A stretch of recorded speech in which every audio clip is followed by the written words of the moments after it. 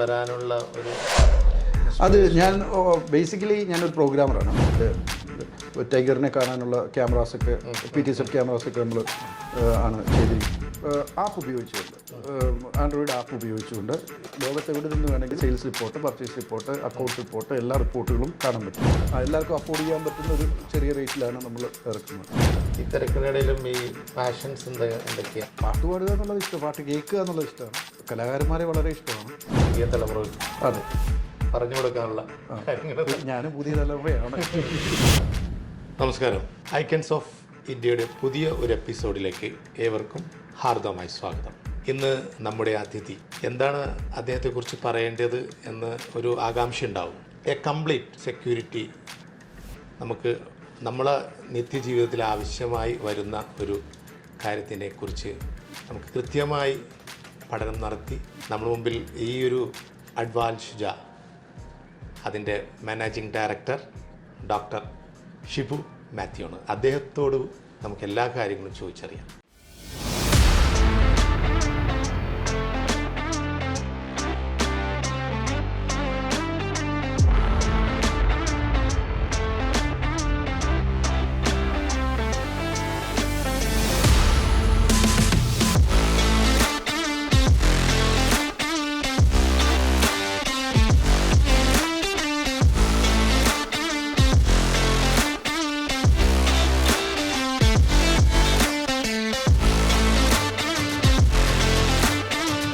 നമസ്കാരം സർ. നമസ്കാരം. എന്താണ് അഡ്വാൽ ഷുജ എന്ന് പറഞ്ഞാൽ? അഡ്വാൽ ഷുജ എന്ന് പറഞ്ഞ സെക്യൂരിറ്റി ആൻഡ് നെറ്റ്വർക്കിംഗ് സൊല്യൂഷൻസിൻ്റെ കംപ്ലീറ്റ് ലീഡിങ് എല്ലാ type of security solutions and networking solutions അതിൻ്റെ ഒരു ഡിസ്ട്രിബ്യൂഷനാണ് ഞങ്ങളിപ്പോൾ സൗദിയിൽ ചെയ്യുന്നത്. The step of time is getting faster. Technology innovation has changed our way of life. Security is now the world-class topic. Surveillance systems have applied to offices, houses, supermarkets, shopping malls, metros, buses, roads, and other public areas. A safer life, our dream.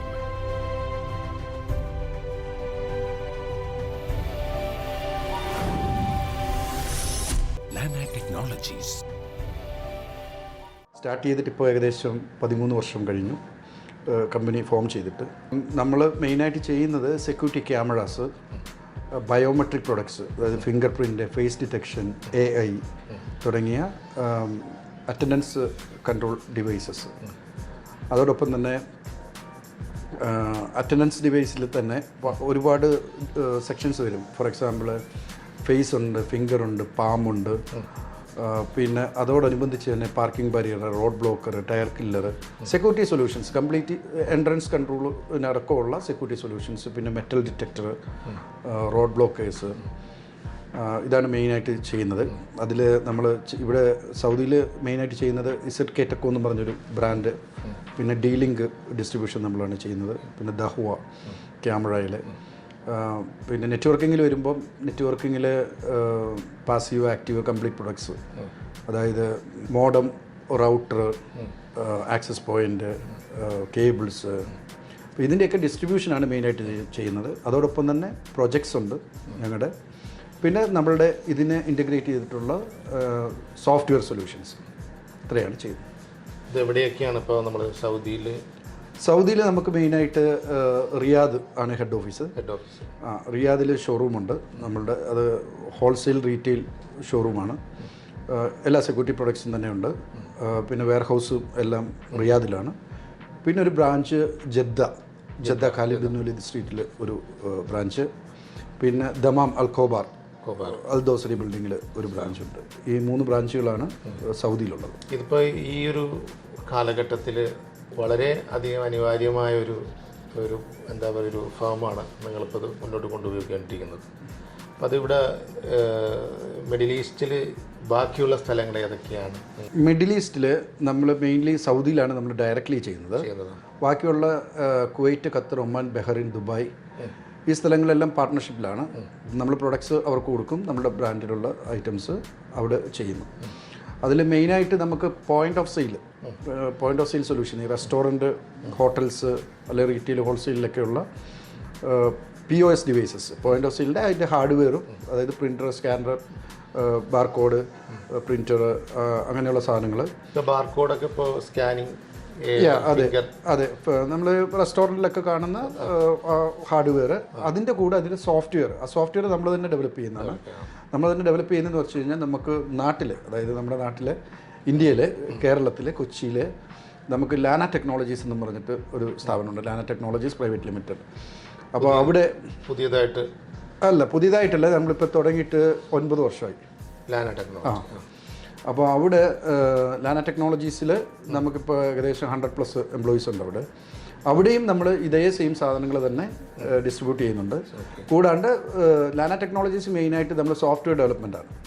നമുക്ക് ഏകദേശം 60+ staff സോഫ്റ്റ്വെയറിൽ work ചെയ്യുന്നുണ്ട്.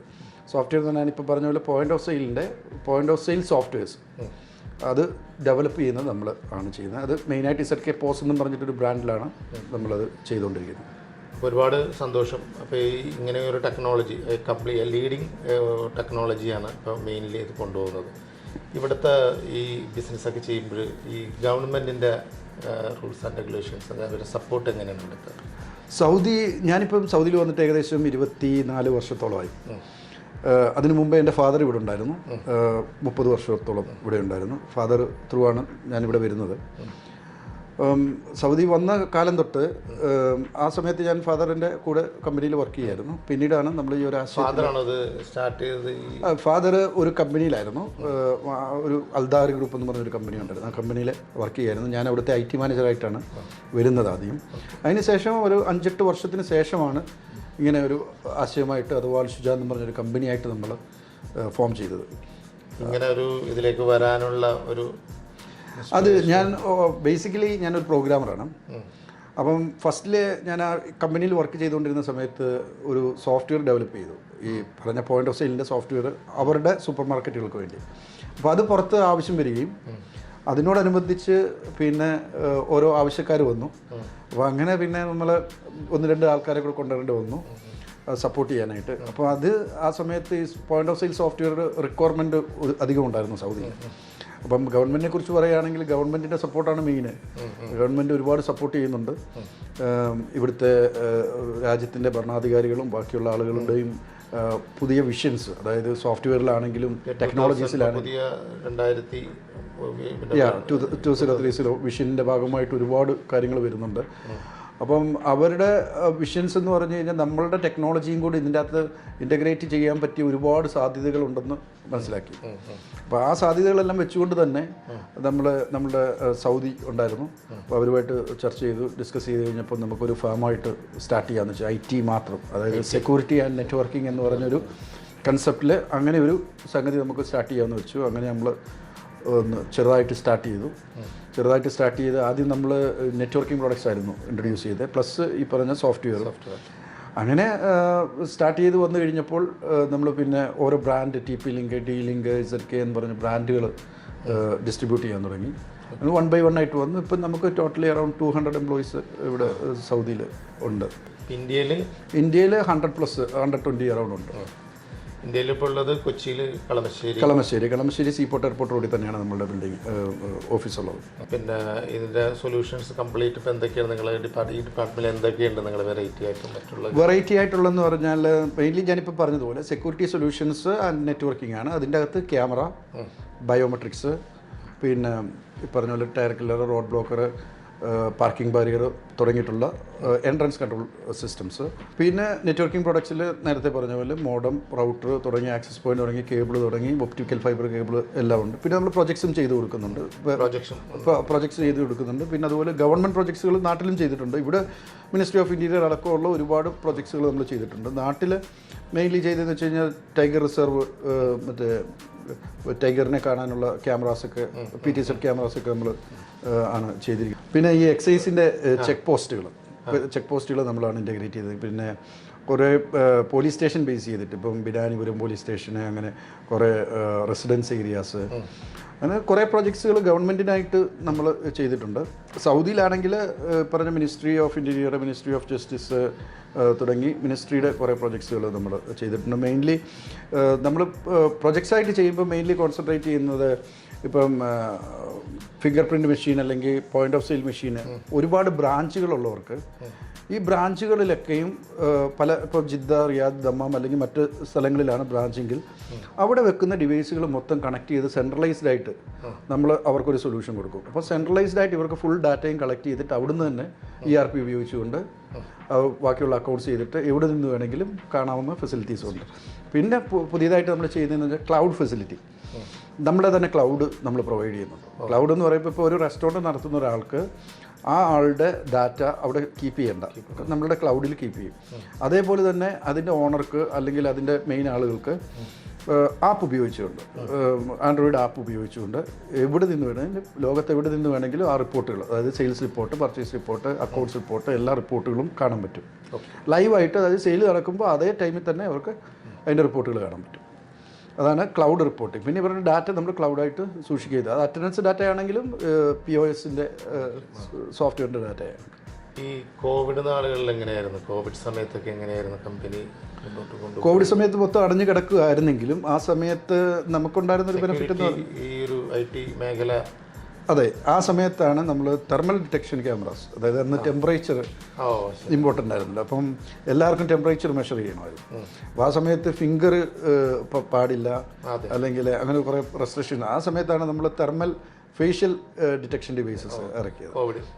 അപ്പോൾ ആ സമയത്ത് ആ സാധനം അങ്ങോട്ട് മൂവായി. അപ്പം അതുകൊണ്ട് വലിയ കുഴപ്പമൊന്നും, വലിയ പരിക്കുകളേറ്റില്ല. ഇനി നെക്സ്റ്റ് ഫ്യൂച്ചർ പ്ലാൻസ് ഞങ്ങളിപ്പം പുതിയതായിട്ട് ചെയ്യുന്ന ലാനാടെക് എന്നും പറഞ്ഞിട്ടൊരു ബ്രാൻഡ്, നമ്മുടെ തന്നെ പ്രൊഡക്റ്റ് എന്ന് പറയുന്നത് പ്രൊഡക്ഷൻ ചൈനയിലാണ്.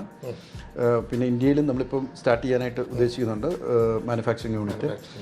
അപ്പം ഇപ്പം നിലവിൽ ഈ ലാനാടെക് എന്ന് പറഞ്ഞ ബ്രാൻഡ്, അതായത് ക്യാമറാസ്, വയർലെസ് ക്യാമറാസ്, DVR വിത്ത് വയർലെസ് ക്യാമറാസ്, അതായത് നമ്മൾ ഒരു അതായത് 4 ക്യാമറ NVR, അത് 8 ക്യാമറ വേണമെങ്കിലും അറ്റാച്ച് ചെയ്യുക. 8 ചാനലിൻ്റെ NVR ആണുള്ളത്.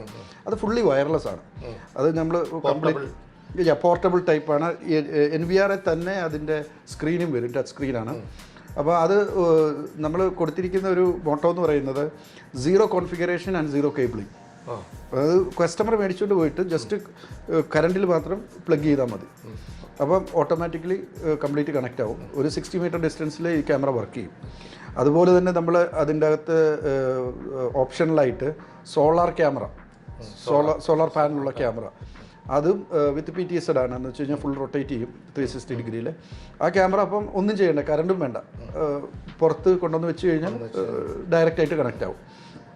അങ്ങനെ ഒരു പാക്കേജാണ്. പിന്നെ വളരെ കുറഞ്ഞൊരു ബഡ്ജറ്റിലാണ് നമ്മൾ കൊടുക്കുന്നത്, ഒരു പാക്കേജായിട്ട് കൊടുക്കുകയാണ്. എല്ലാവർക്കും അഫോർഡ് ചെയ്യാൻ പറ്റുന്ന ഒരു ചെറിയ റേറ്റിലാണ് നമ്മൾ ഇറക്കുന്നത്.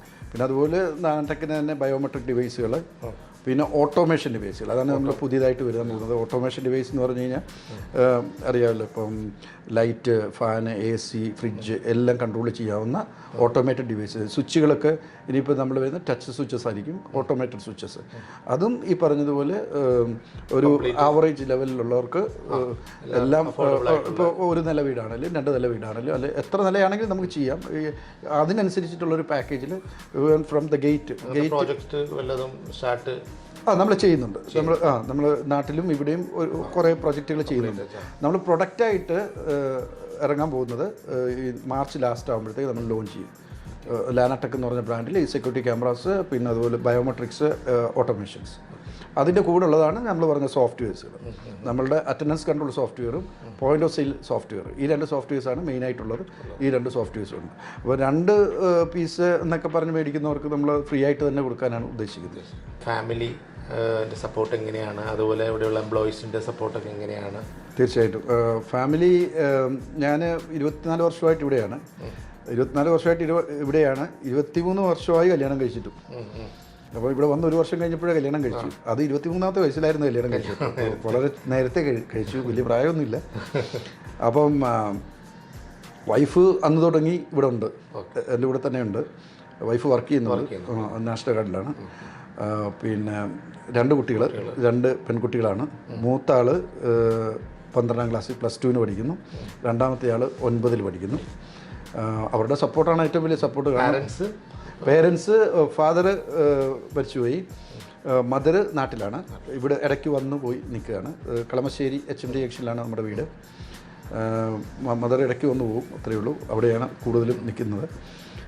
അപ്പം ഇവിടെ വന്നിട്ട് ഫാമിലിയെക്കുറിച്ച് പറഞ്ഞു കഴിഞ്ഞാൽ അവരാണ് ഏറ്റവും കൂടുതൽ സപ്പോർട്ട്. കാരണം കൂടുതൽ സമയം ഞങ്ങൾ യാത്രയിലായിരിക്കും. അപ്പോൾ അതുകൊണ്ട് എല്ലാ മേഖല സപ്പോർട്ട് ചെയ്യുന്ന എംപ്ലോയീസ് നമ്മളുടെ ഒരു ജനറൽ മാനേജറുണ്ട്. ഞങ്ങൾ കൊച്ചിലെ മുതൽ ഒന്നിച്ചായിരുന്നു പഠിച്ചതും. അതിനുശേഷവും ബാബു ഷാനവാസ് എന്നാണ് പേര്.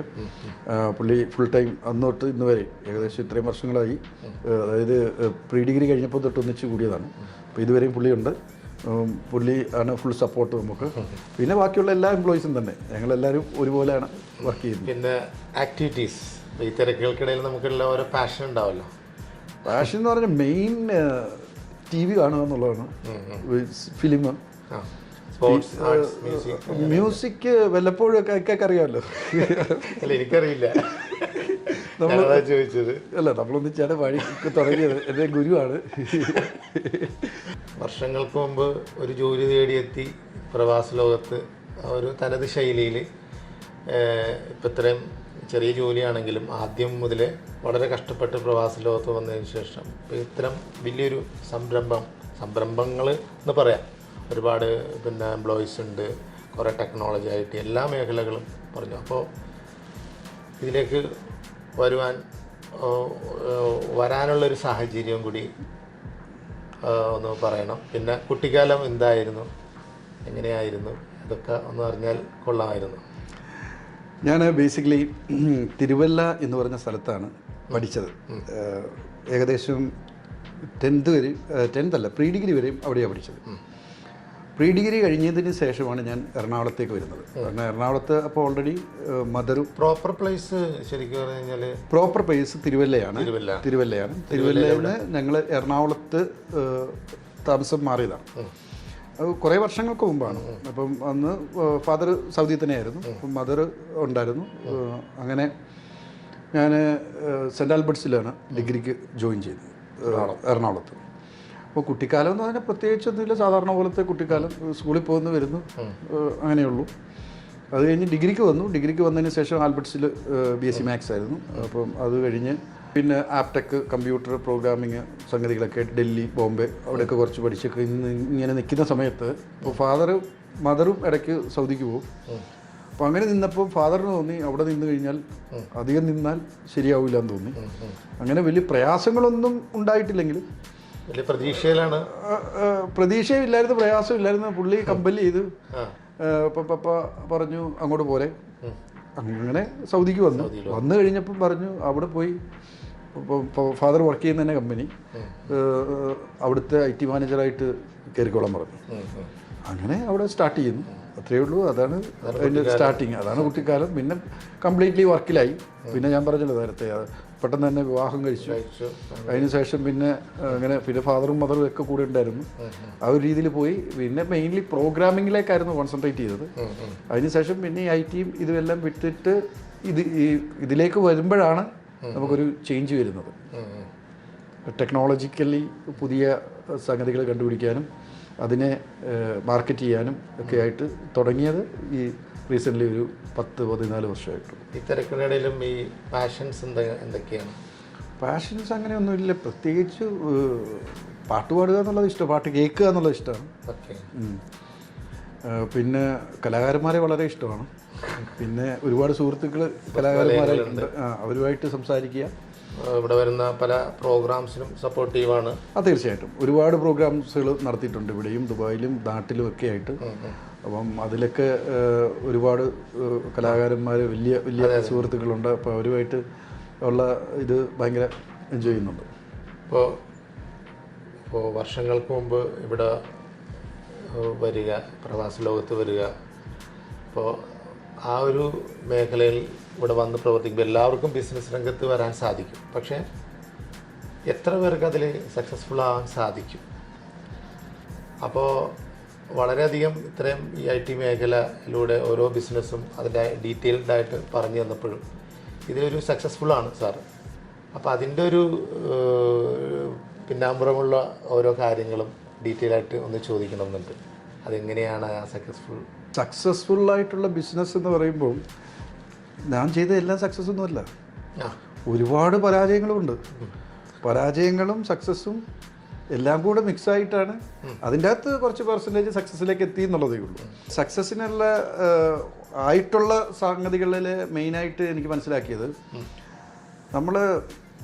നമ്മളുടെ മേഖല ഏതാണെന്ന് ആദ്യം മനസ്സിലാക്കുക. നമുക്കറിയാവുന്ന മേഖലയിൽ ജോലി ചെയ്യാം. ഞാൻ പറഞ്ഞല്ലോ സെക്യൂരിറ്റി ആൻഡ് നെറ്റ്വർക്കിംഗ്, അത് സോഫ്റ്റ്വെയർ ബേസ്ഡ്, പ്രോഗ്രാം ബേസ്ഡ്. ഞാൻ പ്രോഗ്രാമറാണെന്ന് പറഞ്ഞു കഴിഞ്ഞു. അപ്പോൾ അതിനെ ബേസ് ചെയ്തുകൊണ്ട് അതിലെന്തൊക്കെ ചെയ്യാവുന്നു, അതിൻ്റെ അകത്ത് എന്തൊക്കെ നടത്താവുന്നും അതിനെ മാത്രം കോൺസെൻട്രേറ്റ് ചെയ്തിട്ട് ചെയ്യുന്നതാണ് എൻ്റെ ഇപ്പം ചെയ്തുകൊണ്ടിരിക്കുന്ന രീതി. പല പല കാര്യങ്ങളിലേക്ക് പോകാതെ ആ ഒരു മേഖലയിൽ കൂടുതൽ കോൺസെൻട്രേറ്റ് ചെയ്ത് അതിൻ്റെ അകത്ത് പുതിയ ഇന്നോവേഷൻസ് നടത്തിക്കൊണ്ട് അതിന് പുതിയ എന്താണ് നമുക്ക് ചെയ്യാൻ പറ്റുക എന്നാലോചിച്ച് ഉള്ള കാര്യങ്ങൾ ചെയ്യുക എന്നുള്ളതാണ് തിരഞ്ഞെടുത്തിരിക്കുന്ന രീതി. അപ്പോൾ അതുകൊണ്ട് തന്നെ അതിൽ എനിക്ക് ഒരു കോൺഫിഡൻസ് ഉണ്ട്. എന്നാൽ പോലും ചില തീരുമാനങ്ങളും ചില കാര്യങ്ങളും ഒക്കെ പരാജയത്തിലേക്ക് വരാറുണ്ട്. യങ് ജനറേഷന് കൊടുക്കാൻ പറ്റുന്ന യങ് ജനറേഷന് കൊടുക്കാൻ പറ്റുന്നതെന്ന് പറയുമ്പോൾ ആദ്യം തന്നെ ഫസ്റ്റിൽ അവർ എന്താണോ ആഗ്രഹിക്കുന്ന മേഖല അതിൽ മാക്സിമം പഠനം അല്ലെങ്കിൽ അവരുടെ ഡിഗ്രി അത് പൂർത്തിയാക്കുക. അതിനുശേഷം ജോലിയിലേക്ക് കിടക്കുമ്പോൾ സ്വന്തമായിട്ട് ജോലി ചെയ്യുകയാണെന്നുണ്ടെങ്കിൽ ആ ഒരു മേഖലയിൽ കോൺസെൻട്രേറ്റ് ചെയ്യുക. എൻ്റെ ഒരു വിഷയമാണ് ആ മേഖലയിൽ കോൺസെൻട്രേറ്റ് ചെയ്ത് അതിൻ്റെ അകത്ത് എന്തൊക്കെ ഡെഡിക്കേഷൻസ് ചെയ്യാമോ, അതിൽ എന്തൊക്കെ ചിന്തിക്കാമോ അത് ചിന്തിച്ചുകൊണ്ട് മുന്നോട്ട് വന്നു കഴിഞ്ഞാൽ സക്സസ് ആവും എന്നാണ് എൻ്റെ ഒരു ചിന്ത. പിന്നെ വ്യത്യസ്തമായ കാഴ്ചപ്പാടുകളാണ് ഓരോരുത്തർക്കും ഉള്ളത്. ചിലർക്ക് 3-4-5 മേഖലകളിൽ ശോഭിക്കാൻ പറ്റുമായിരിക്കും, ചിലർക്ക് ഒന്നേ പറ്റുള്ളായിരിക്കും. അത് ഓരോരുത്തർ ഡിപ്പെൻഡ് ചെയ്തിരിക്കും. അവരവർ ആത്മവിശ്വാസം, പിന്നെ ജോലി ചെയ്യുക എന്നുള്ളതാണ് ഏറ്റവും വലുത്. വർക്കൗട്ട് ചെയ്യുക മാക്സിമം, അത് അതിൻ്റെ അകത്ത് ഹാർഡ് വർക്ക്, ഡെഡിക്കേഷൻ. ഞാനും പുതിയ തലമുറയാണ് എങ്കിലും അത് പറഞ്ഞല്ലോ. ഇത്രയും വർഷത്തെ ഒരു എക്സ്പീരിയൻസ് എല്ലാം സാർ പറഞ്ഞു. അപ്പോൾ ഈ പ്രവാസ ലോകത്ത് വന്നതിന് ശേഷം ആരോടെങ്കിലും എന്തെങ്കിലും നന്ദി നമ്മൾ അറിയിക്കുമല്ലോ, അതെങ്ങനെയാണെന്നുള്ളതൊന്ന്. നന്ദി അറിയിക്കേണ്ട പ്രധാനമായിട്ട് എൻ്റെ ഫാദർ, മദർ, അവരാണ് ഇങ്ങോട്ട് സൗദിയിലേക്ക് കൊണ്ടുവന്നത്. അതിനുശേഷം ഫാദറിൻ്റെ ഉപദേശങ്ങളും കാര്യങ്ങളും എല്ലാം എനിക്കുണ്ടായിരുന്നു ഇവിടെ തുടക്കഘട്ടങ്ങളിൽ. പിന്നീട് ഫാരസ് അൽദാഹരി, നമ്മളുടെ ഒരു സൗദി, ഈ പറഞ്ഞ അൽദാഹരി ഗ്രൂപ്പിൻ്റെ ഓണറിൻ്റെ മകനാണ്. പുള്ളിയാണ് നമുക്ക് വേണ്ട എല്ലാ സപ്പോർട്ടുകളും സൗദിയിൽ തന്നുകൊണ്ടിരുന്നത് പുള്ളി. പിന്നെ എൻ്റെ സുഹൃത്ത് ഞാൻ പറഞ്ഞു ബാബു ഷാനവാസ്. പിന്നെ മെയിൻലി നമ്മുടെ വൈഫ്, കുട്ടികൾ, അവരുടെ എല്ലാം ഒരു സപ്പോർട്ടാണ് മെയിനായിട്ടും. ഒരുപാട് സന്തോഷം. അപ്പോൾ ഇങ്ങനെ ഒരു പ്രോഗ്രാമിന് ഡീറ്റെയിൽ ആയിട്ട് എല്ലാ കാര്യങ്ങളും, ജീവിതാനുഭവങ്ങൾ പങ്കിട്ടതിന്, ബിസിനസ്സിനെ കുറിച്ച് ഒരുപാട് പറഞ്ഞതിന്, അപ്പോൾ ഈ ഒരു പരിപാടി വളരെയധികം ധന്യമാക്കിയതിന് ഈ അവസരത്തിനും ഈ ഒരു പ്രസ്ഥാനത്തിനും ഒരുപാട് ഉയരങ്ങളിൽ എത്താനും സാധിക്കട്ടെ. ഒരുപാട് തൊഴിലവസരങ്ങൾ ഇതിലൂടെ മുന്നോട്ട് കൊണ്ടുപോകാൻ സാധിക്കട്ടെ എന്ന് ആത്മാർത്ഥമായി ഈ അവസരത്തിൽ ആശംസിക്കുകയാണ്. പുതിയൊരു എപ്പിസോഡുമായി വീണ്ടും നമുക്ക് കാണാം. Thank you.